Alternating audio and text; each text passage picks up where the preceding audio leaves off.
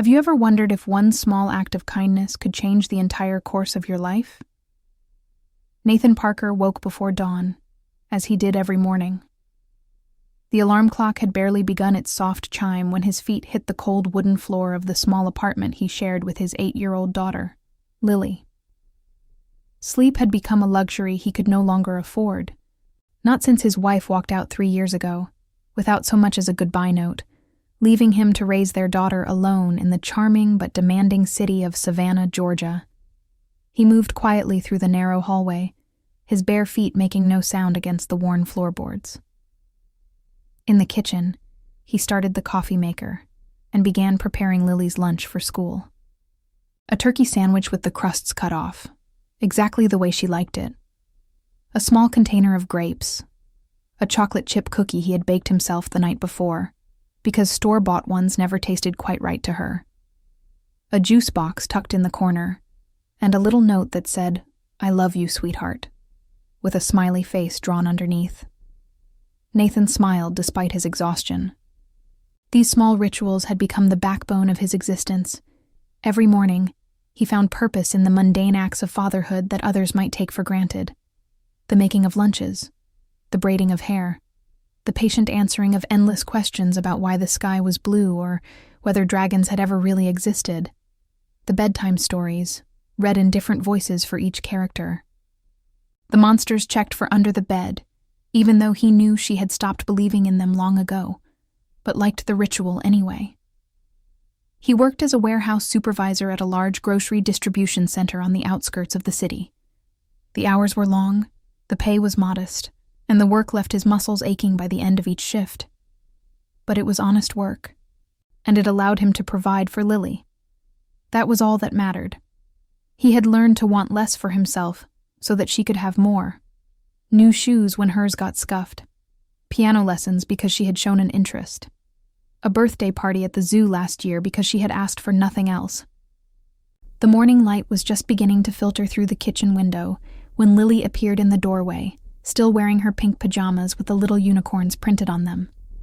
Her brown hair was tangled from sleep, and she clutched her worn stuffed rabbit, Mr. Whiskers, against her chest. The rabbit had been her constant companion since infancy, its fur worn thin in places, one ear slightly longer than the other from years of being held and hugged and carried everywhere. "Morning, Daddy," she said, her voice still thick with sleep. "Morning, sweetheart. Ready for breakfast?" She nodded and climbed onto her chair at the small kitchen table. Nathan placed a bowl of oatmeal with sliced bananas in front of her, then sat down across from her with his own cup of coffee. He watched her eat, marveling as he did every morning at how much she had grown, how quickly the years were passing. She was losing that baby roundness in her cheeks, her features becoming more defined. Sometimes he saw glimpses of her mother in her expressions, and it caused a complicated ache in his chest. "Daddy," Lily said between spoonfuls, "are you going to come to my school play next week?" Nathan's heart sank. He had already asked his supervisor for the afternoon off, but the request had been denied. There was a major shipment coming in that day, and they needed all hands on deck. He had tried explaining that it was important, that he had never missed one of Lily's events before. But schedules were schedules and inventory was inventory, and a warehouse didn't stop for school plays. "I'm going to try my best, baby," he said, the words feeling hollow even as they left his mouth. Lily's face fell, just slightly, before she recovered with a brave smile that broke his heart. She was too young to have learned that expression, that mask of acceptance that hid disappointment. "It's okay, Daddy. I know you have to work." That simple acceptance, that quiet understanding from an 8-year-old who had already learned that life didn't always give you what you wanted, made Nathan feel like he was failing her. He reached across the table and squeezed her small hand, her fingers so tiny inside his calloused palm. "I promise I'll be there, one way or another." She brightened at that, and Nathan silently vowed to find a way to keep that promise, even if it meant losing his job. Some things were more important than paychecks. Some things could never be made up later. Childhood was fleeting, a series of moments that slipped away like water through fingers, and he refused to miss any more of them than he absolutely had to. After dropping Lily off at school, Nathan drove to work through the morning traffic. Savannah was waking up around him, the historic squares filling with tourists and the streets coming alive with the particular energy of a southern city greeting a new day. Spanish moss hung from the ancient oak trees like curtains of gray-green lace, and the architecture told stories of centuries past. Wrought iron balconies draped with flowering vines, cobblestone streets that had felt the footsteps of soldiers and slaves and socialites, history breathing through every brick and beam. He loved this city, even when it frustrated him. It was where he had met his wife, at a jazz concert in one of the riverside parks, where Lily had been born, in the hospital downtown on a stormy September night, where he had built and then lost the life he thought he would have forever. Now it was simply home, the only place he could imagine raising his daughter, despite the challenges. There was something in the air here, something in the way the light fell through the trees, that felt like belonging. The warehouse was already buzzing with activity when he arrived. Forklifts beeped as they navigated narrow aisles. Workers shouted to each other over the din of machinery. The smell of cardboard and diesel and sweat hung in the air, familiar as a second skin. Nathan parked in his usual spot near the back of the employee lot and gathered his things. He was checking his phone for messages when something caught his eye. A leather wallet lay on the asphalt near the curb, partially hidden by the shadow of a shopping cart that had rolled away from its designated area. It looked expensive, the kind of thing that would be easy to overlook in the dim morning light. He picked it up and examined it. The wallet was made of dark brown leather that had been worn soft by years of use, the corners rounded from being carried in pockets and purses. Inside, he found a driver's license, several credit cards, a few $100s in cash, and tucked into one of the compartments, an old photograph that looked like it had been handled many times, the edges soft and slightly curled. The photo showed a woman and a young girl, perhaps 5 or 6 years old, sitting on the steps of what looked like a courthouse. Both were smiling, the woman's arm wrapped protectively around the child. The woman wore professional attire, and there was something proud in her expression, something triumphant. But it was her eyes that Nathan noticed most. They held the same fierce, protective love that he felt every time he looked at Lily. The love of a parent who would do anything for their child. He looked at the driver's license. Victoria Hayes, the name read. The photo showed the same woman from the picture, though older now, her dark hair touched with silver at the temples. The address was in one of the more affluent neighborhoods of Savannah, the kind of place where historic homes had been restored to their original grandeur, and lawyers and doctors raised their families behind wrought iron gates. The kind of place Nathan drove past on his way to work, but never imagined himself entering. For a moment, Nathan stood there in the parking lot, the wallet heavy in his hand. Several $100s. It was more than a week's worth of groceries. It could pay for Lily's new winter coat, the one she needed because she had outgrown her old one. It could ease the constant pressure of bills that never seemed to stop coming. The electric bill, the gas bill, the phone bill, the rent that took half his paycheck every month and left him scrambling for the rest. But even as the thought crossed his mind, he dismissed it. His father had raised him to believe that a man's character was defined by what he did when no one was watching. Right now, no one was watching. But Nathan would know. And more importantly, Lily would know. Because he would have to lie to her about where the money came from. And lies had a way of poisoning everything they touched. He had learned that lesson from his ex-wife, who had lied about small things that turned out to be big things, until the whole foundation of their marriage was built on sand. He walked into the warehouse and found his supervisor, Mike, in the main office. Mike was a heavy-set man with a permanent scowl and a coffee cup that seemed surgically attached to his hand. He ran the warehouse with an iron fist, but had occasionally shown flashes of humanity that made Nathan think there was a decent person under all that gruffness. "Hey, Mike, I found this wallet in the parking lot. Can we try to contact the owner?" Mike barely looked up from his clipboard. Just turn it in at the lost and found. Someone will deal with it. Nathan shook his head. There's a lot of cash in here. I want to make sure it gets back to the right person. Mike finally raised his eyes, looking at Nathan with something like surprise. His eyebrows, thick and gray, climbed toward his receding hairline. Most people wouldn't bother, you know. They'd pocket the cash and dump the rest. I'm not most people, Nathan replied simply, and I'd want someone to do the same for me if I lost something important. Mike studied him for a long moment, something shifting in his expression. You're a good man, Parker. Don't let this place beat that out of you. He spent his lunch break calling the number he found on one of the business cards in the wallet. The card was cream-colored with embossed lettering, the kind that spoke of expense and importance. It identified Victoria Hayes as a judge of the Superior Court of Chatham County.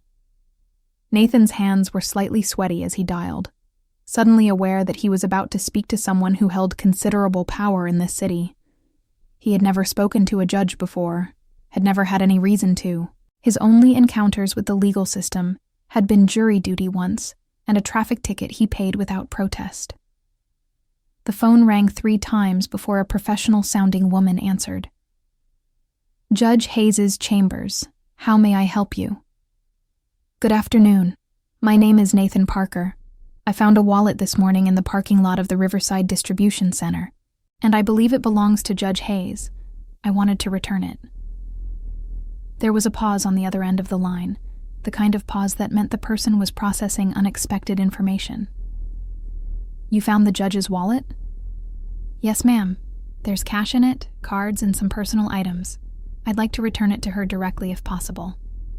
Another pause, longer this time. Mr. Parker, could you hold for a moment? Of course. Nathan waited, listening to the soft hold music. Classical, he thought. Something with strings. He wondered if he should have just dropped the wallet off at the courthouse and been done with it. But something about that old photograph had stirred something in him. He understood the importance of memories, of holding on to the tangible pieces of the people we loved. He had his own box of keepsakes at home. Lily's first tooth, a lock of her baby hair, the hospital bracelet from the day she was born. Things that had no monetary value but were priceless all the same. Mr. Parker? A different voice came on the line, richer and more melodic. There was authority in it, but also warmth. This is Victoria Hayes. Judge Hayes, I'm glad I reached you. I found your wallet this morning. So I've been told. There was warmth in her voice, but also caution. The wariness of someone accustomed to people wanting things from her. That wallet contains some items that are very precious to me. I've been searching everywhere for it. I understand. I saw the photograph inside. A little girl with her mother, it looked like, on some courthouse steps. I figured you'd want it back. There was silence on the line, and when Victoria spoke again, her voice had softened considerably. The professional mask had slipped, revealing something more vulnerable. That photograph is irreplaceable. My daughter is grown now, lives in California with her husband. That picture was taken the day I was sworn in as a judge, 15 years ago. It's one of the only physical photos I have from that day. The rest were lost in a flood years ago. Then I'm glad I found it. How would you like me to return the wallet to you? Victoria seemed to consider this for a moment. Mr. Parker, I know this is unusual, but would you be able to come to the courthouse tomorrow? I'd like to thank you in person. Nathan hesitated. Taking time off work wasn't easy, but there was something in the judge's voice that made him want to agree. Something that spoke of loneliness, of gratitude, of a connection waiting to be made. I can come during my lunch break if that works. That would be perfect. Ask for my chambers when you arrive. Security will direct you. And Mr. Parker? Thank you. More than you know. That night, Nathan couldn't stop thinking about the conversation. There had been something in Victoria's voice. a vulnerability that seemed at odds with her powerful position. He imagined her alone in her chambers, presiding over cases that determined the fates of others, while carrying her own private sorrows. The photograph suggested loss, or at least distance, a daughter who had grown up and moved away, leaving her mother behind. He shook his head, reminding himself not to romanticize a stranger. She was a judge. He was a warehouse supervisor. Their worlds were separated by more than just geography. They were separated by education and income and social circles, and all the invisible barriers that kept people in their designated places. What could they possibly have in common? But still, as he tucked Lily into bed that night, reading her a story about a princess who befriended a dragon, he found himself wondering what Victoria Hayes was really like behind the robes and the gavel. Was she happy? Was she lonely? Did she lie awake at night, as he sometimes did, wondering if she had made the right choices, if her life had turned out the way she had hoped? "Daddy?" Lily's voice interrupted his thoughts. "You're not doing the dragon voice." He laughed and cleared his throat, then continued in the deep, rumbling voice he used for the dragon character. But his mind kept drifting to the wallet in his jacket pocket, and the woman whose life it represented. The next day, Nathan drove downtown during his lunch break. The Chatham County Courthouse was an imposing building, its columns and stone facade projecting the weight of law and order. It stood in one of Savannah's historic squares, surrounded by oak trees and park benches, where people sat eating lunches or reading newspapers. He felt out of place in his work clothes, surrounded by lawyers in expensive suits and clerks in professional attire. His boots were scuffed, his jeans faded, his shirt bearing the logo of the distribution center. He looked like exactly what he was, a working man in a world of professionals. At the security desk, he explained that he had an appointment with Judge Hayes. The guard looked at him skeptically but made a call, and a few minutes later, a young woman appeared to escort him through the building. She was efficient and polite, leading him through corridors without making small talk. They walked down long corridors lined with portraits of stern-faced judges from decades past. Nathan's work boots echoed against the marble floors, and he was acutely aware of how different this world was from the warehouse where he spent his days. Here, everything was polished and quiet, designed to inspire awe and respect.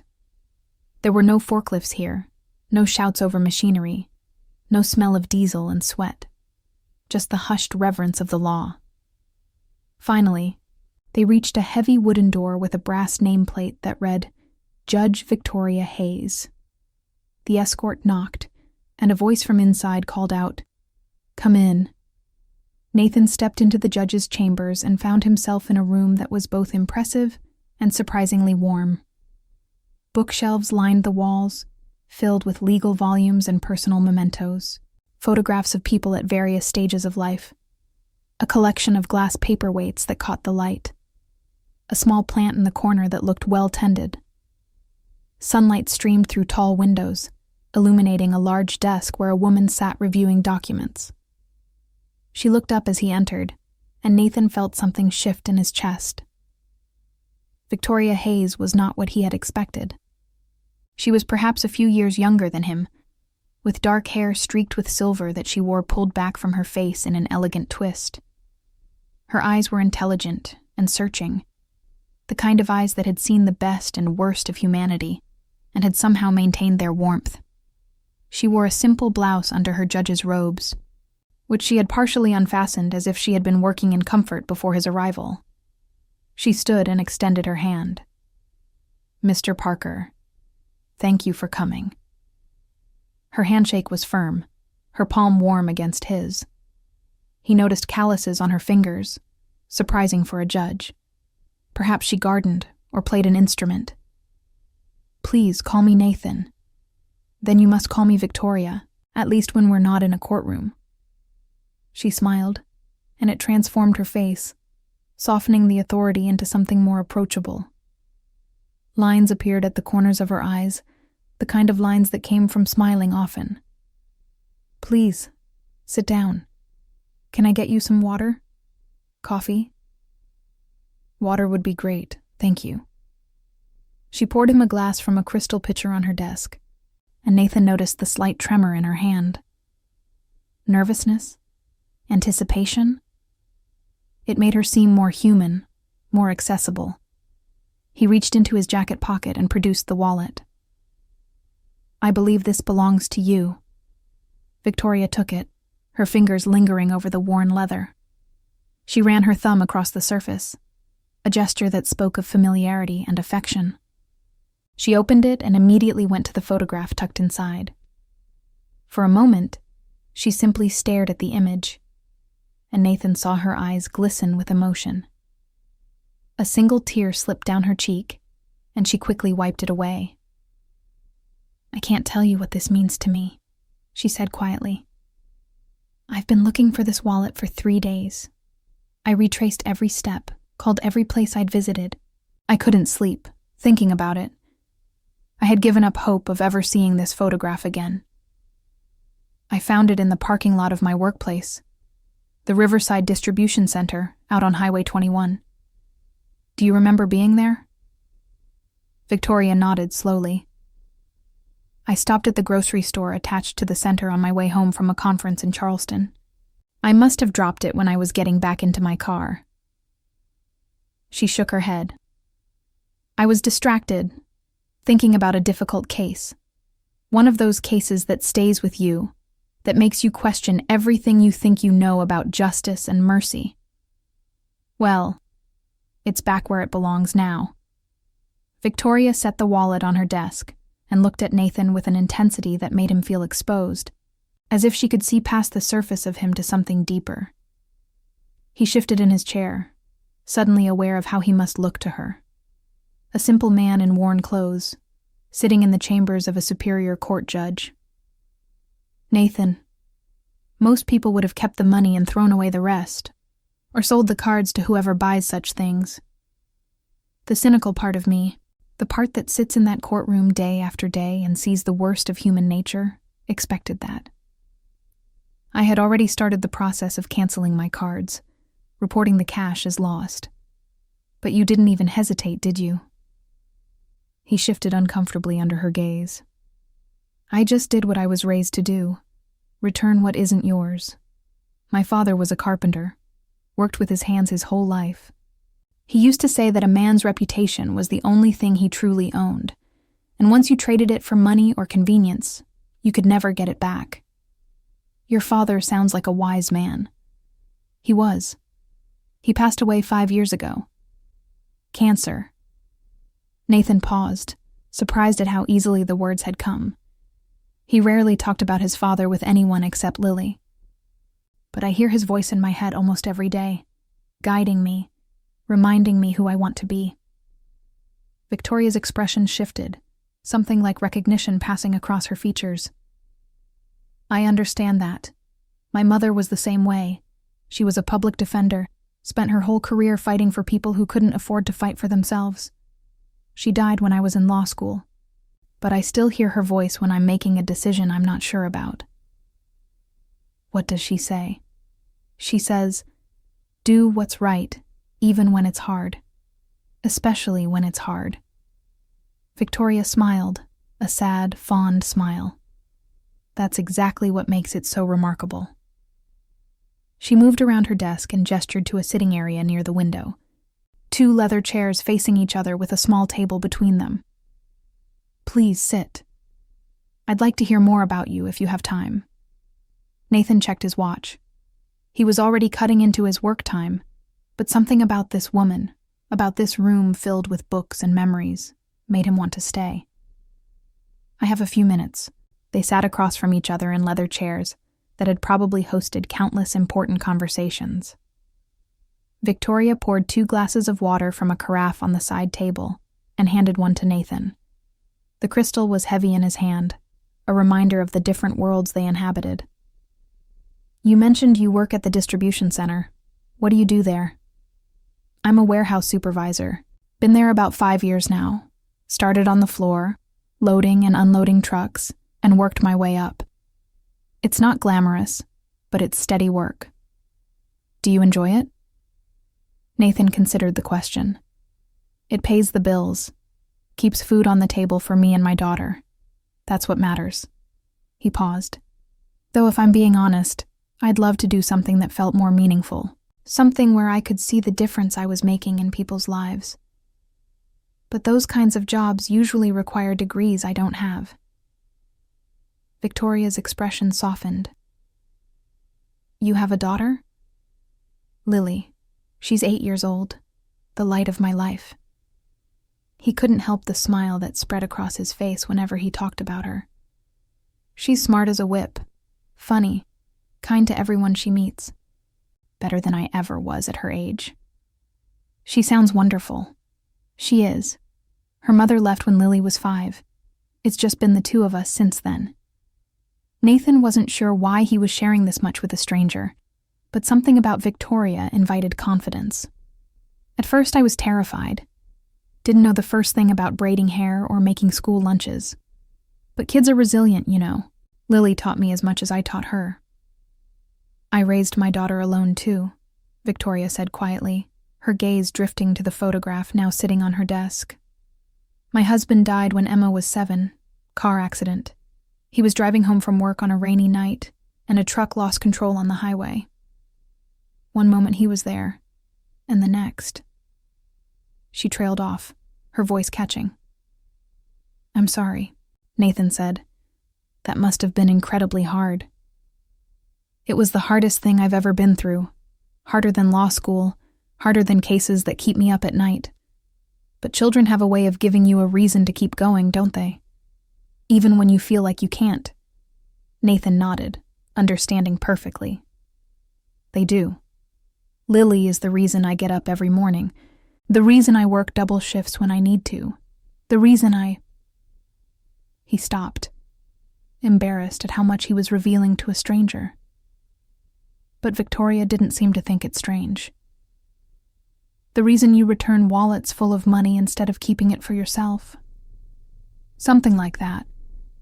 I want her to know that integrity matters, that doing the right thing matters, even when it's hard, even when no one is watching. I want her to grow up believing in goodness, you know? There's so much in the world that will try to convince her otherwise. Victoria was silent for a moment, studying him with those perceptive eyes. Nathan, I don't believe in coincidences. I believe things happen for a reason. You finding my wallet, calling me directly instead of just dropping it off somewhere. Coming here today, there's something significant about all of this. I don't follow. She leaned forward slightly, her eyes bright with something that looked like hope. I've been running a program through the court for the past few years. It's called Second Chances. We identify people in difficult circumstances who are trying to do right by their families, and we connect them with resources, job opportunities, mentorship, the kind of support that can change the trajectory of a life. Nathan felt a flicker of something, hope perhaps, mixed with the wariness that came from years of learning not to expect too much. He had been disappointed before, by jobs that promised advancement and didn't deliver, by people who offered help and then forgot about him. What does that have to do with me? I'd like you to be part of the program, not as someone receiving help, but as a mentor. Someone who can show others that integrity and hard work still matter, that good people still exist in this world. Someone who can be an example of what it looks like to make the right choices, even when they're not the easy ones. Nathan was stunned. Me. I'm just a warehouse supervisor. I don't have any special qualifications. No degree, no training in counseling or social work. What could I possibly offer? You have the most important qualification of all. You have character. Victoria stood and walked to the window, looking out at the city beyond. I spend my days surrounded by lawyers and bureaucrats, people who know how to say the right things, who understand the system, who play the game. But I rarely meet someone who simply does the right thing because it's right. Do you understand how rare that is? How valuable? Nathan didn't know what to say. He had never thought of himself as anything special. He was just a father trying to provide for his daughter, a man doing his best with the hand he'd been dealt. His life was ordinary in every way, a routine of work and home, and the small pleasures of watching Lily grow. "I'll think about it," he said finally. "I'd need to figure out how to make it work with my schedule, with Lily." "Of course. Take all the time you need." Victoria turned back to face him, and there was something in her expression that Nathan couldn't quite read. Hope? Interest? Something more? "But I hope you'll say yes. I have a feeling you have more to offer than you realize." They exchanged contact information, and Nathan left the courthouse in a daze. The encounter had unsettled him in ways he couldn't explain. Not because Victoria had made him uncomfortable, but because she had made him feel seen. And that was something he hadn't experienced in a very long time. Not since his wife left. Not since the world had become a series of responsibilities to be managed rather than experiences to be savored. The following weeks passed in a blur of routine. Work, Lily, the endless cycle of responsibilities that filled Nathan's days. But underneath it all, Victoria's words echoed in his mind. A mentor. Someone who could make a difference. Was that really something he could be? He found himself thinking about her more often than he cared to admit. The way she had looked at him, not with pity or condescension, but with genuine respect. The vulnerability she had shown when talking about her husband, about raising her daughter alone, the intensity in her voice when she spoke about wanting to find good people in a world that often seemed determined to prove they didn't exist. One evening, after putting Lily to bed with her favorite story about the dragon princess, Nathan sat on the small balcony of his apartment, looking out at the lights of Savannah twinkling in the distance. The night was warm, the air thick with the scent of magnolias from the garden below. Somewhere in the distance, a saxophone played a mournful jazz tune, the notes drifting up to him like memories of a life he had never lived. He pulled out his phone and stared at Victoria's number for a long moment, before finally typing a message. His thumb hovered over the send button, hesitating. What if this was a mistake? What if he was reading too much into a professional offer? What if she had forgotten about him entirely? He pressed send anyway. "I've been thinking about your offer. I'd like to learn more." The response came almost immediately, as if she had been waiting for it. "I was hoping you would say that. Can you meet me Saturday morning? There's something I'd like to show you." They agreed to meet at a community center in one of the city's struggling neighborhoods, an area of Savannah that tourists never saw. Nathan arrived early, uncertain of what to expect. The building was modest but well-maintained, with a faded sign out front that read, "Second Chances Community Center." The parking lot was filled with older cars, the kind that working people drove. Victoria was already there, dressed casually in jeans and a light sweater, looking nothing like the formidable judge he had met in her chambers. Her hair was down, falling in soft waves around her shoulders. Without the robes, without the trappings of her office, she looked younger, more approachable. She smiled when she saw him, and Nathan felt that same shifting sensation in his chest that he had felt in her chambers. "Thank you for coming," she said. "Let me show you around." She led him through the center, introducing him to staff members and volunteers. There was a job training program where people learned computer skills and interview techniques, a legal aid clinic where lawyers volunteered their time to help people navigate the court system, a childcare service for parents who needed to attend classes or interviews, a food pantry stocked with donations from local businesses, a counseling office where social workers met with families in crisis. Everything was designed to give people the support they needed to get back on their feet. "I started this 10 years ago," Victoria explained as they walked. "After my husband died, I threw myself into work. It was the only way I knew how to cope. I took on more cases, stayed later, worked weekends. Emma practically raised herself during those years, and I'm not proud of that." She paused, looking around at the people moving through the center. But sitting in that courtroom, seeing person after person come through who had just made one mistake or who had never been given a fair chance in the first place, I realized that punishment alone wasn't the answer. People need opportunity. They need someone to believe in them. Nathan watched a young mother across the room, carefully filling out paperwork while her toddler played at her feet. The woman looked tired but determined, the kind of tired that came from fighting every day for a better life. "This is incredible. You built all of this." "With a lot of help. Donors, volunteers, city officials who were willing to take a chance. My husband's life insurance policy funded the first year."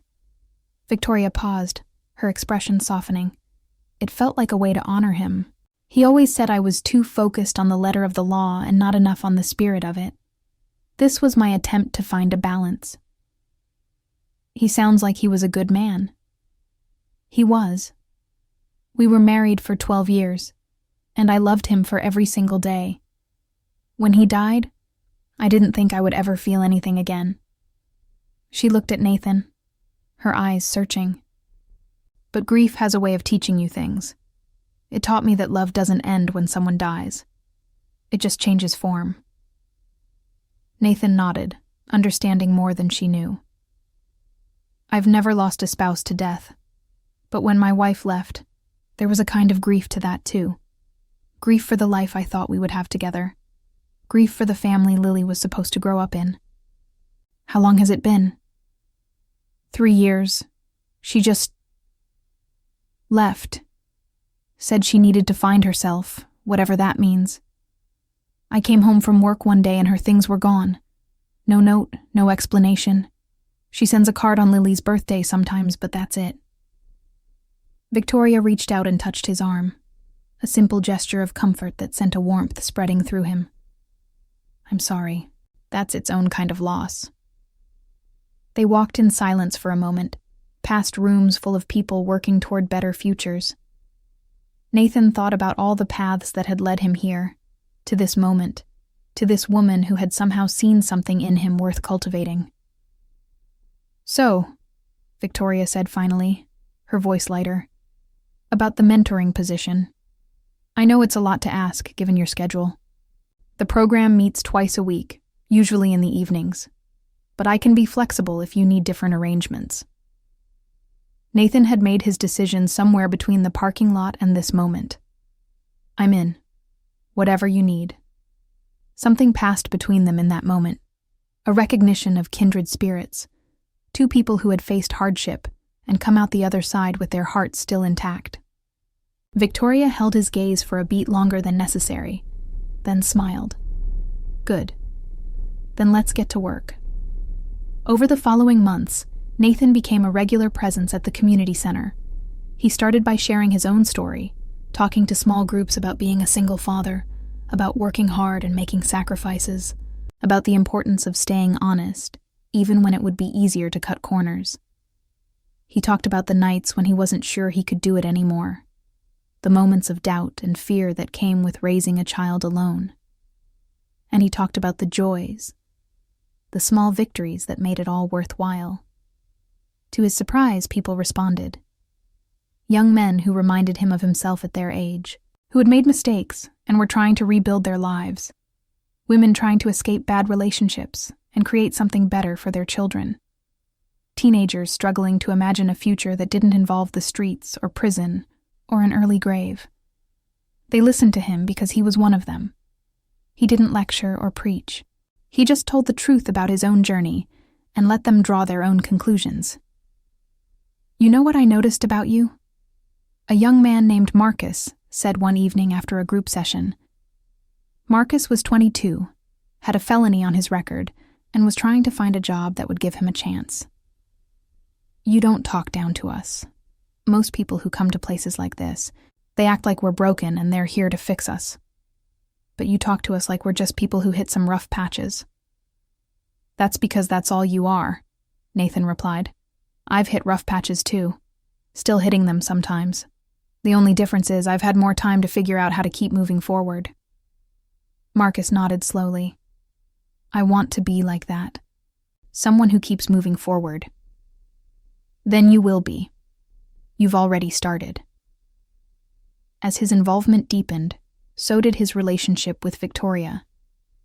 They began meeting regularly to discuss the program, first at the community center, then over coffee at a small cafe near the courthouse, then over dinner at quiet restaurants where they could talk for hours without interruption.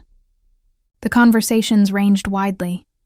They talked about their childhoods, their dreams, their disappointments. Victoria told him about her marriage, about the love she had shared with her husband, and the grief that had nearly consumed her when he died. She told him about Emma, about watching her daughter grow up too fast because there was no other parent to share the burden, about the guilt she still carried for all the school plays and soccer games she had missed.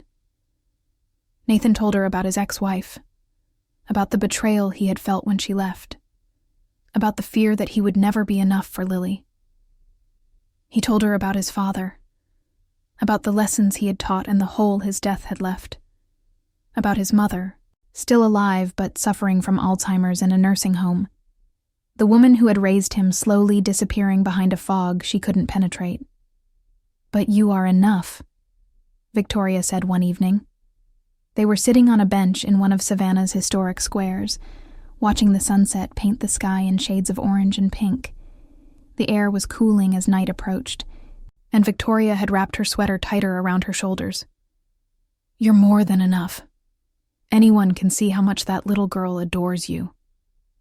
"Sometimes I wonder if love is really enough," Nathan admitted. "She needs so much that I can't give her. Stability, security, a mother. Someone to teach her the things I don't know how to teach."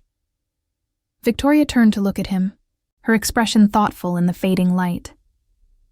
"My daughter Emma used to ask me when I was going to get married again. She wanted a father, someone to fill the empty chair at the dinner table, someone to play catch with her and teach her to drive. I told her that I was waiting for the right person, someone who would love her as much as I did, who would be patient and kind and honest. She used to get frustrated with me because I was so particular. She said I was going to die alone if I kept waiting for perfect. What happened? She grew up, went to college, then law school, then moved across the country for a job she loved. She met a wonderful man, got married last year in a ceremony I cried all the way through." Victoria's voice was soft, reflective, and I realized I had spent so many years waiting for the perfect person that I had let the chance for companionship pass me by. I told myself I was fine alone. And I was. But fine isn't the same as happy. Nathan felt his heart beating faster. Is it too late to stop being just fine? Victoria met his eyes, and in her gaze he saw something that made his breath catch. Hope. Longing. The same emotions he had been trying to suppress for weeks. "I'm starting to think it might not be." He wanted to kiss her in that moment, to close the distance between them and discover what it would feel like to hold her. But something held him back. The weight of responsibility, perhaps. The fear of disrupting the delicate balance of his life. The uncertainty of whether a woman like Victoria could really want a man like him. So instead, he simply reached over and took her hand. She didn't pull away. Her fingers intertwined with his, and they sat there in the gathering twilight, hands joined, watching the first stars appear in the darkening sky. Neither of them spoke. Neither of them needed to. The shift in their relationship didn't go unnoticed. At the community center, the staff exchanged knowing looks when Victoria and Nathan arrived together. At the courthouse, Victoria's assistant raised an eyebrow at the frequency of Nathan's visits. Even Lily, with the keen perception of childhood, sensed that something had changed. "Daddy," she said one evening while Nathan was helping her with homework. "Do you like Miss Victoria?" Nathan set down the pencil he had been using to demonstrate long division. "What makes you ask that?" "You smile more when you talk about her, and you always make sure your shirt is tucked in when we go to the community center, and you've been humming songs when you make dinner." He laughed, both amused and touched by his daughter's observation. She noticed everything. "I do like her. She's a very special person." "Is she going to be your girlfriend?" Nathan considered the question carefully. He had always promised himself he would be honest with Lily, even about complicated things. I don't know, sweetheart. That's something that takes time to figure out. But I want you to know that no matter what happens, you will always come first. Always. Nothing will ever change that. Lily nodded solemnly. Then she smiled. That bright, uncomplicated smile that never failed to melt his heart. I think she would be a good girlfriend. She's nice, and she doesn't talk to me like I'm a baby. And she brought me that book about the girl who wanted to be a lawyer. I really liked that book. High praise indeed, Nathan said, ruffling her hair. Now finish your homework before it gets too late. The breakthrough came on an ordinary Tuesday. Nathan was at the community center, finishing a mentoring session with Marcus, when Victoria appeared in the doorway with an expression he had never seen before. Excitement mixed with nervousness, as if she were about to share something momentous. "Can we talk?" she asked. "In private?" They went to her office, a small room off the main hall that she used when she was at the center. She closed the door behind them and turned to face him, her hands clasped together in front of her. "I've been offered a seat on the State Court of Appeals," she said. "It's an incredible opportunity, the kind of thing I've worked my entire career toward." Nathan felt a cold weight settle in his stomach. The State Court of Appeals was in Atlanta, hours away. "That's wonderful," he said, trying to sound supportive despite the sinking feeling in his chest. "You deserve it. All the work you've done, all the lives you've changed." I turned it down. He stared at her. "You what?" Victoria took a step closer to him. "I turned it down. 3 weeks ago, when they first approached me, I would have said yes without hesitation. It was everything I thought I wanted. Prestige, influence, the chance to shape the law at a higher level. But that was before." "Before what?" "Before you."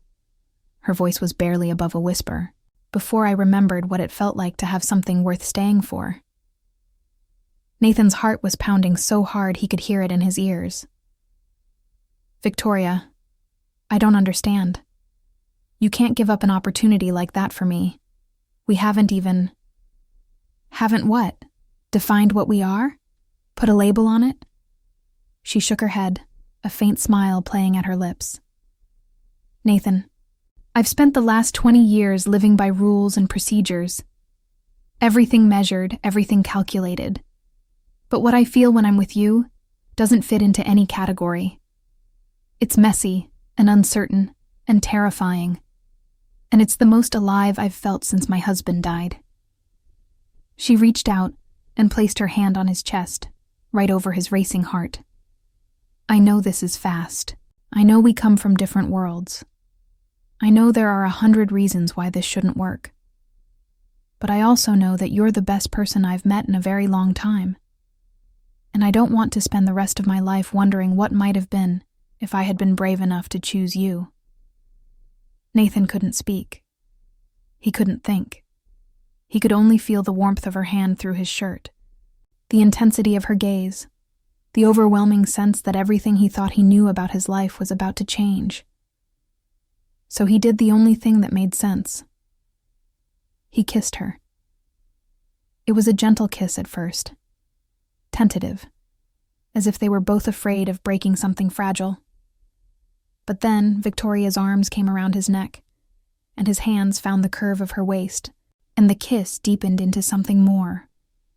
Something that spoke of loneliness ending, of walls coming down, of two broken people discovering they might be whole together. When they finally pulled apart, both breathing hard, Nathan rested his forehead against hers. "Are you sure about this? I'm not exactly what anyone would call a good catch. A warehouse supervisor with a kid in a tiny apartment. I don't have savings or property or any of the things people our age are supposed to have." Victoria laughed, a warm, genuine sound that filled the small office. "Nathan Parker, you are the best catch I could possibly imagine. And if you don't believe that, I'll just have to spend the rest of my life proving it to you. The rest of my life." The words sent a thrill through him that he hadn't felt in years, maybe ever. "I should probably take you to dinner first. do this properly." "Probably," she agreed, her eyes sparkling. "But I'm glad we got the kissing out of the way first. I've been wanting to do that for months." "Months?" Nathan grinned. "Why didn't you say something?" "I was waiting for you to make the first move. I am a judge, after all. We're supposed to be patient and deliberate." "How's that working out for you?" "Terrible." She kissed him again, briefly this time. "I'm much happier now." Introducing Victoria to Lily was something Nathan approached with careful thought. He wanted it to be natural, organic, not forced or staged. So he simply brought it up one evening over dinner, a simple meal of spaghetti and meatballs that had become their Friday night tradition. "Lily, I've been spending a lot of time with Miss Victoria. You know, from the community center?" Lily nodded, twirling spaghetti around her fork with the intense concentration she brought to everything she did. "Well, she and I have become very good friends. Actually, more than friends. And I was wondering how you would feel about her coming over for dinner sometime, so you can get to know her better." Lily considered this for a moment, her brow furrowed. "Does she like spaghetti?" "I think so." "Okay then." She went back to her dinner as if the matter were settled. Then she looked up again. "Will she bring me another book?" Nathan smiled. "I'll ask her." The dinner was a success. Victoria arrived with a bouquet of flowers for the table and a children's book about a girl who solved mysteries with her dog for Lily. She didn't try too hard to be liked, didn't overcompensate with gifts or effusive praise. She simply treated Lily like a small person worthy of respect, asking her questions about school, listening carefully to her answers, laughing at her jokes. By the end of the evening, Lily had shown Victoria her room, her stuffed animal collection, and every drawing she had made in the past month. When it was time for bed, she asked if Victoria could tuck her in too. "Would that be okay?" Victoria asked Nathan, her expression uncertain. "I think it would be more than okay." He watched from the doorway as Victoria sat on the edge of Lily's bed, Mr. Whiskers positioned between them. Lily was telling her about a dream she'd had the night before, something involving flying horses and a castle made of candy. Victoria listened with complete attention, as if there were nothing in the world more important than this little girl's imagination. Something inside Nathan clicked into place. This was what family could look like. This was what he had given up hoping for. Two people who loved each other, and a child at the center of it all. Not perfect, but real. Not complete, but growing. After Lily fell asleep, Nathan and Victoria sat together on the small balcony, sharing a bottle of wine. The night was warm, the air thick with the scent of jasmine from a neighbor's garden. "She's wonderful," Victoria said softly. "You've done an incredible job raising her. She's everything to me. I hope you know that." "I do." Victoria turned to look at him. "And I want you to know that I would never try to replace her mother, or come between the two of you. What you have together is sacred." Nathan took her hand. Lily's mother gave up the right to that title when she walked out.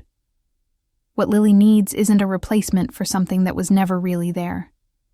She needs someone who will stay, someone she can count on, someone who will be there for the school plays, and the nightmares and the questions about why the world is the way it is.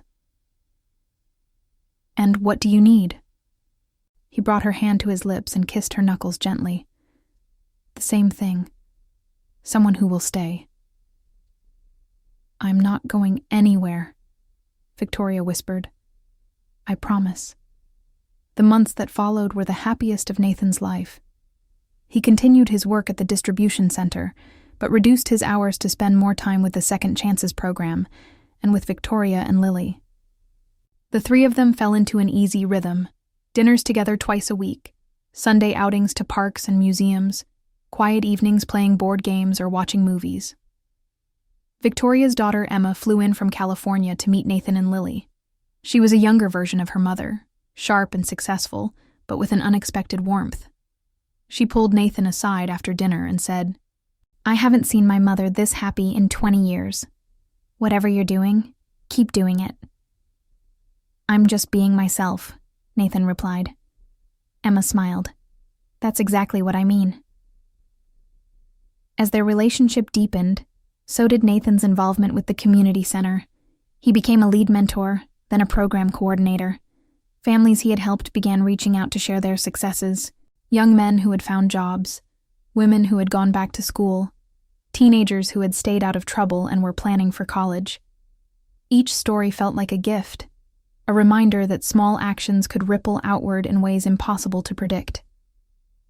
You know, Victoria said one evening as they walked through Forsyth Park, Lily running ahead of them to feed the ducks, if I had never lost that wallet, none of this would have happened.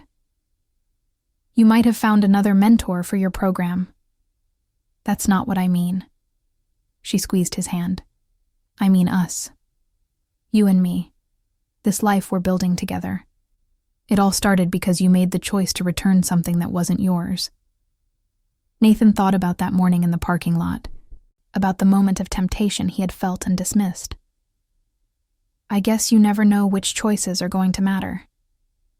They all matter, Victoria said. That's the thing. Every choice is a chance to be the kind of person you want to be. You taught me that. I think you knew it already. You just needed someone to remind you. She leaned into him, her head resting on his shoulder. Then I'm glad you were the one to remind me. A year after they met, Victoria invited Nathan and Lily to a special ceremony at the courthouse. She had been asked to speak at the annual recognition event for the Second Chances program, and she wanted them to be there. Nathan dressed in his best suit, the one he had bought for his parents' anniversary party years ago. It was slightly out of fashion, but still fit well. Lily wore a blue dress with white flowers that Victoria had helped her pick out. When they arrived at the courthouse, they were shown to seats in the front row of a packed auditorium. Victoria took the stage to thunderous applause. She looked beautiful in her formal robes, radiating the authority and compassion that made her such an effective judge. But when her eyes found Nathan in the audience, her expression softened into something private, something just for him. Good afternoon, she began. I've been a judge for almost 20 years now. In that time, I've presided over thousands of cases, made decisions that affected countless lives. I've seen humanity at its worst, witnessed cruelty and deception that would make you lose faith in people entirely. She paused, looking out over the audience. But I've also seen humanity at its best. I've seen people turn their lives around against impossible odds. I've seen families reunited, second chances earned, hope restored. And those moments, rare as they are, remind me why I do this work. Victoria's gaze returned to Nathan. A little over a year ago, I lost my wallet. It contained cash, cards, and a photograph that was irreplaceable to me. I assumed it was gone forever. But then a man I had never met called me, said he had found it, and insisted on returning it in person. He didn't want a reward. He didn't want recognition. He just wanted to do the right thing. The auditorium was silent, everyone hanging on her words. That man's name is Nathan Parker. He's sitting in the front row today with his daughter Lily. Over the past year, he has become one of our most dedicated mentors, touching the lives of dozens of families. He has taught me more about integrity, about kindness, about love than all my years on the bench combined. Tears were streaming down Nathan's face now, and he didn't care who saw them. Lily was holding his hand, looking up at him with wide eyes. The Second Chances program was founded on the belief that everyone deserves an opportunity to be their best self. But what I've learned is that it's not just about giving opportunities. It's about recognizing the people who are already living with integrity, who are already making good choices, who just need someone to see them and believe in them. Victoria took a deep breath. Nathan Parker saw me before I saw him. He saw a wallet with a photograph in it, and he saw a person who might miss that photo. He saw a stranger worth caring about. And in doing so, he reminded me that the world is full of people like that. People who do right when no one is watching. people who love fiercely and forgive freely, people who choose kindness over convenience every single day.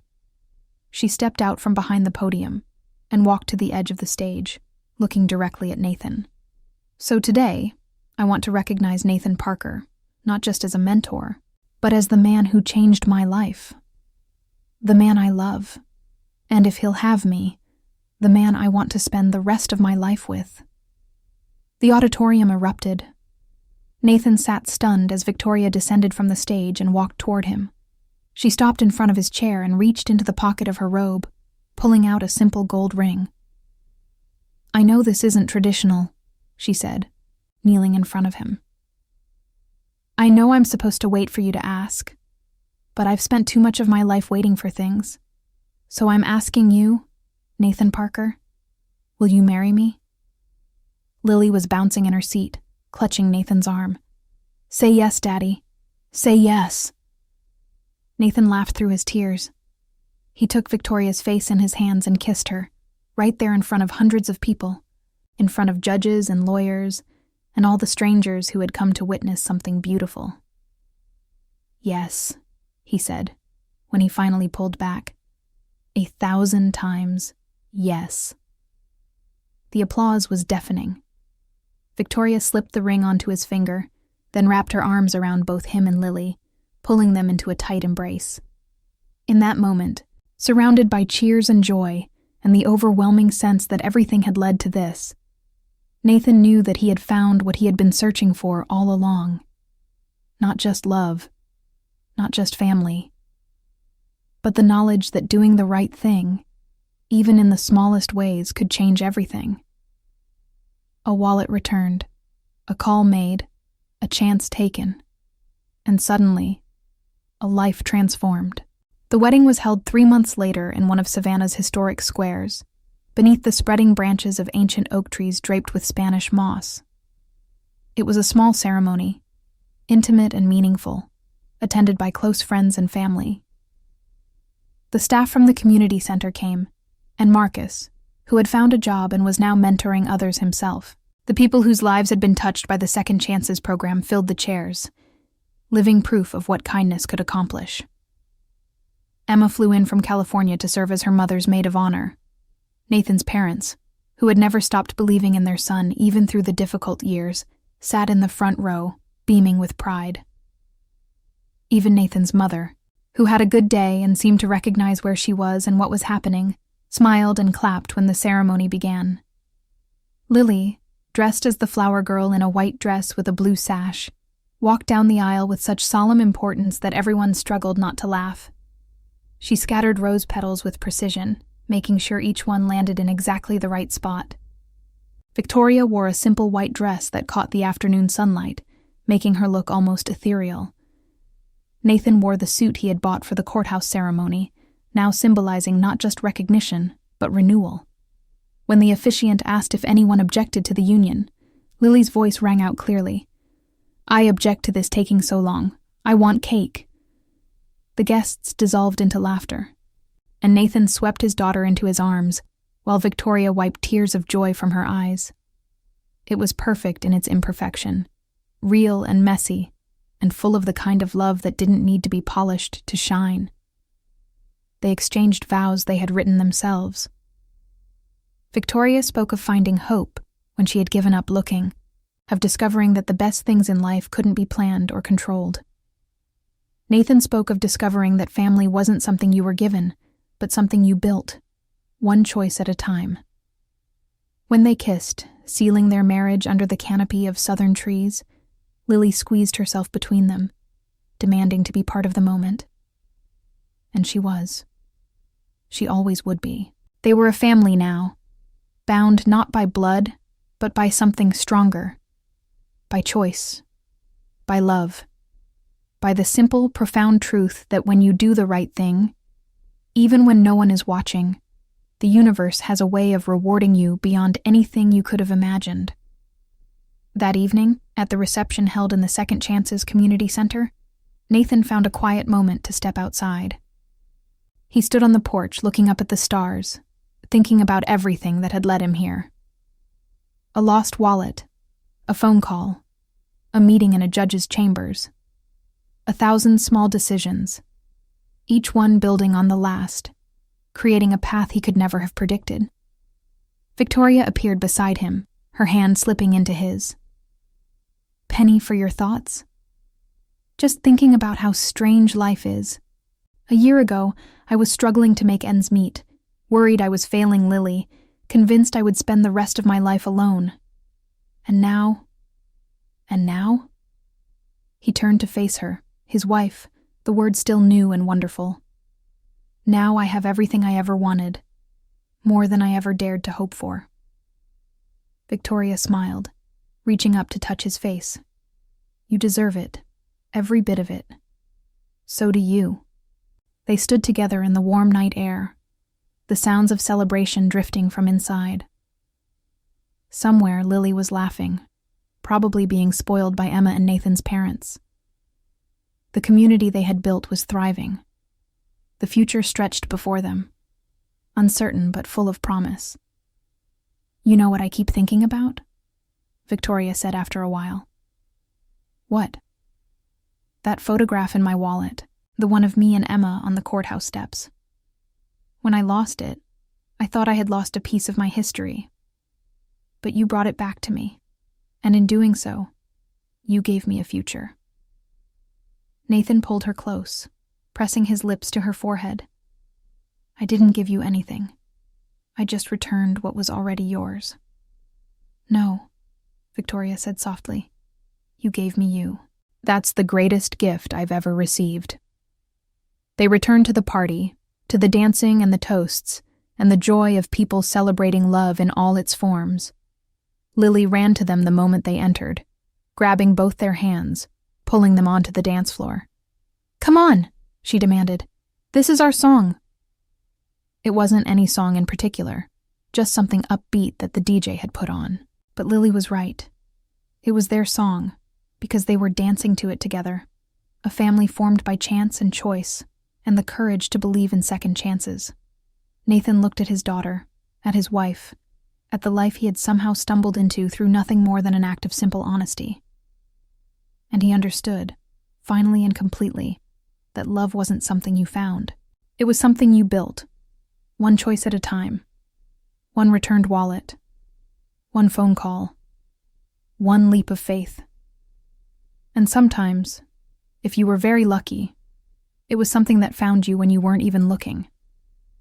The years that followed were not without challenges. Victoria's work was demanding, her caseload heavy with difficult decisions that kept her up at night. Nathan continued to mentor at the community center, while eventually transitioning to a full-time position managing the program's operations. Lily grew into a thoughtful, compassionate teenager who spent her summers volunteering with the families her parents had dedicated their lives to helping. There were hard times. Nathan's mother passed away 2 years after the wedding, and though she had been lost to Alzheimer's for years, the finality of her death hit him hard.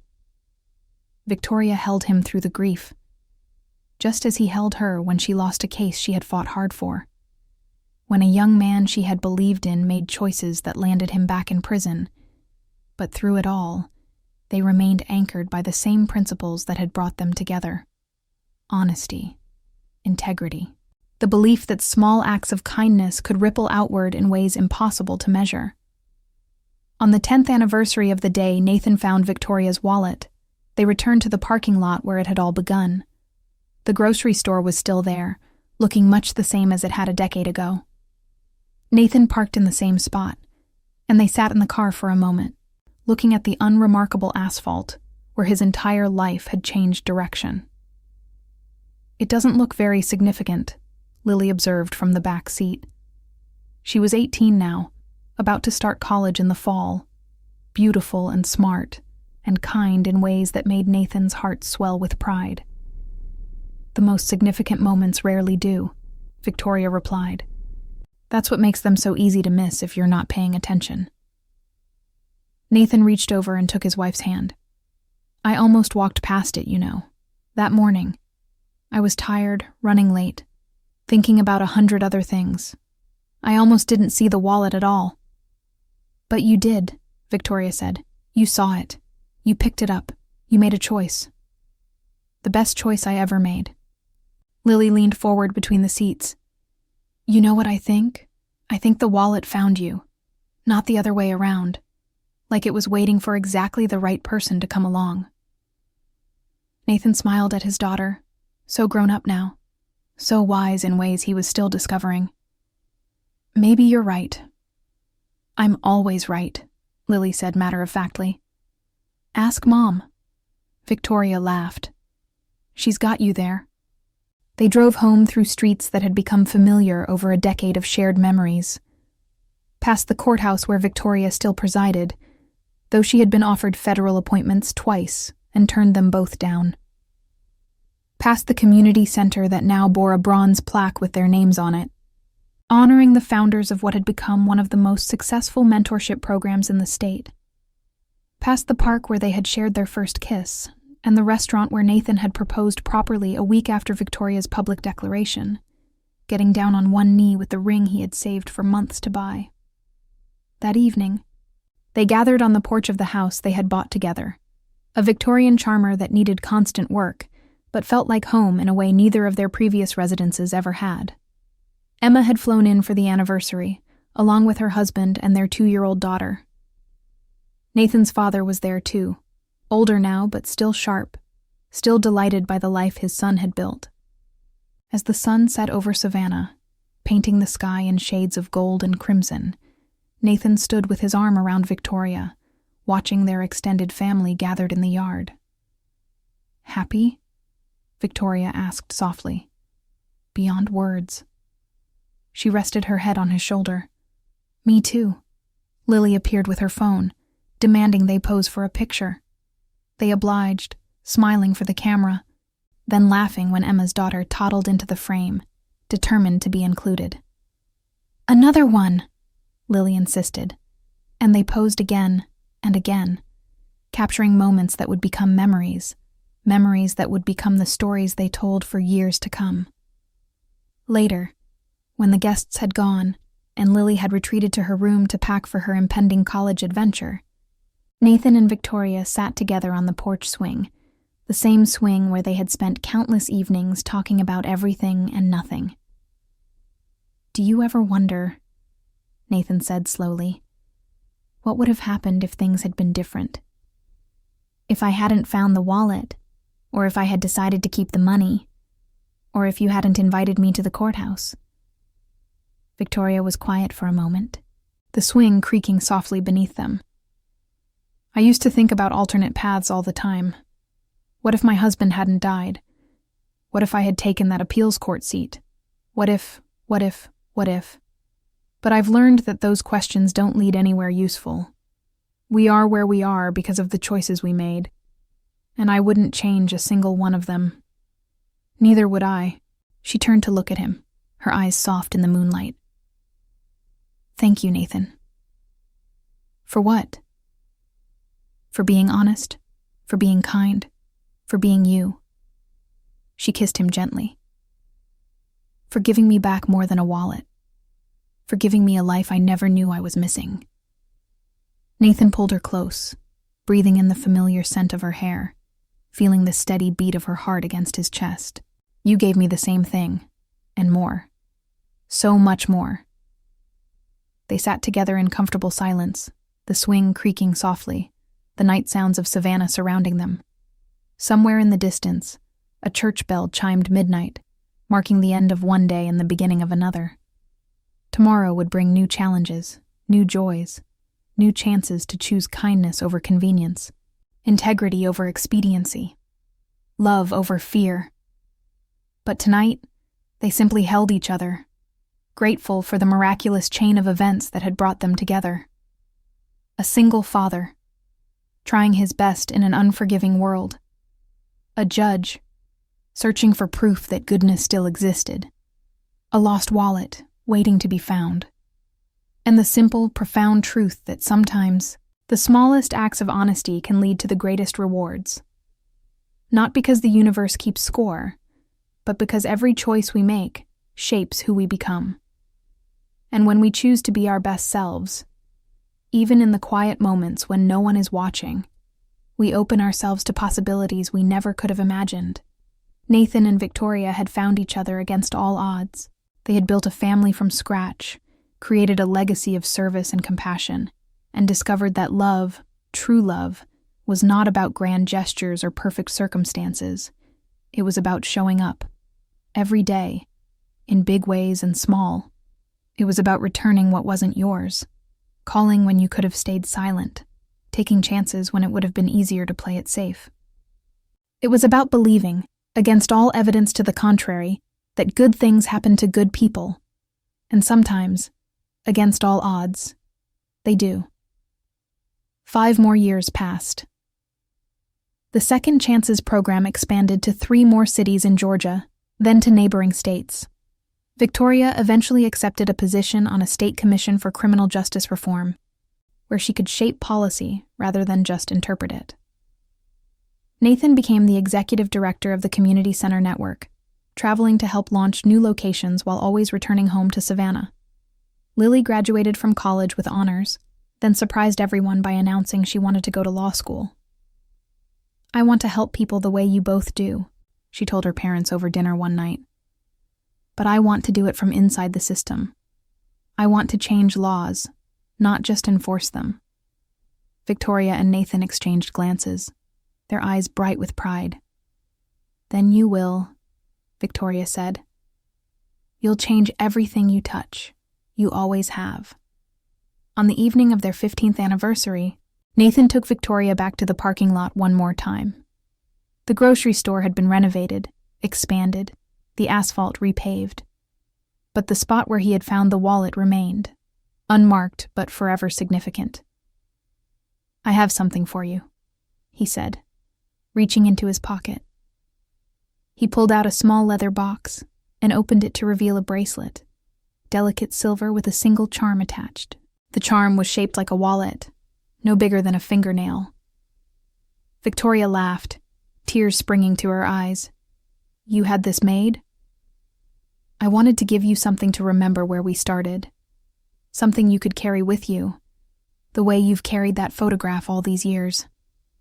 She held out her wrist, and he fastened the bracelet around it. The charm caught the last light of the setting sun, glinting like a promise. "You know," Victoria said, looking at the small silver wallet, "I used to think that my husband's death was the defining moment of my life, the event that shaped everything that came after.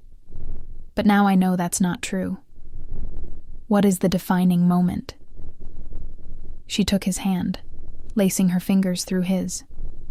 "It wasn't one moment. It was 1,000 of them. Every time you chose honesty over convenience. Every time you showed up for Lily, for me, for the people at the center. Every time you proved that ordinary people can do extraordinary things just by being decent." Nathan felt his throat tighten with emotion. "I'm not extraordinary." "That's exactly what makes you extraordinary." Victoria reached up and touched his face, her palm warm against his cheek. "You don't see yourself the way the rest of us see you. But maybe that's the point. The best people never do." They drove home as the stars appeared overhead, the same stars that had witnessed their first kiss, their wedding, the birth of their grandson 2 years ago. The world had changed around them, and they had changed too. But the core of who they were, the values that had brought them together, remained constant. At home, they found Lily waiting on the porch with her husband and their toddler son. Emma was there too, having flown in as a surprise with her own growing family. The house was full of laughter and noise and the beautiful chaos of multiple generations gathered under one roof. "Grandpa!" the toddler shouted, running toward Nathan with arms outstretched. Nathan scooped him up, marveling at how this small person contained pieces of everyone he loved. Victoria's intelligence in his curious eyes, Lily's kindness in his gentle way with the family cat, Nathan's own father's stubborn chin. "I have a story for you," Nathan told his grandson as they settled into the rocking chair on the porch. "About a wallet in a parking lot, and how sometimes the smallest things can change everything." "Tell me, Grandpa," the boy demanded, settling into Nathan's lap. So Nathan began, the way he had begun 1,000 times before, with different audiences in different places. But this time felt special. This time, he was passing the story down to a new generation, planting a seed that might grow into something beautiful. Have you ever wondered if one small act of kindness could change the entire course of your life? The boy listened, wide-eyed, as Nathan told him about finding the wallet, about calling the judge, about falling in love with a woman he never expected to meet. He simplified parts for young ears, but the heart of the story remained. Honesty matters. Kindness matters. Love, in all its forms, matters most of all. When the story was done, the boy looked up at Nathan with the perfect clarity of childhood understanding. So, if you hadn't been good, none of us would be here? Nathan laughed, surprised by the insight. I suppose that's true. If I had made different choices, our family would look very different. Then I'm glad you were good, Grandpa. Nathan hugged him close, breathing in the sweet scent of childhood. Me too, buddy. Me too. Later that night, after the children were asleep and the adults were gathered around the table sharing wine and memories, Victoria raised her glass. To Nathan, she said, her voice carrying over the conversation. The man who found a wallet and built a family. To Nathan, everyone echoed. He ducked his head, embarrassed as always by attention, but Victoria caught his eye and smiled. In her gaze, he saw everything they had built together.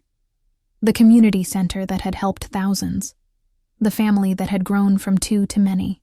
The love that had started with a simple act of honesty and blossomed into something beyond either of their imaginings. He raised his own glass. To second chances, he said, and to the people brave enough to take them. The glasses clinked, the laughter rose, and outside the window, the stars of Savannah shone down on a family built not by accident, but by choice. By 1,000 small choices, made over years and decades, each one reinforcing the same simple truth. Love prevails, not because it's easy, but because the people who believe in it refuse to give up. They return lost wallets. They call strangers. They take chances on people who might break their hearts. They show up, day after day, choosing kindness over cynicism, hope over despair, connection over isolation.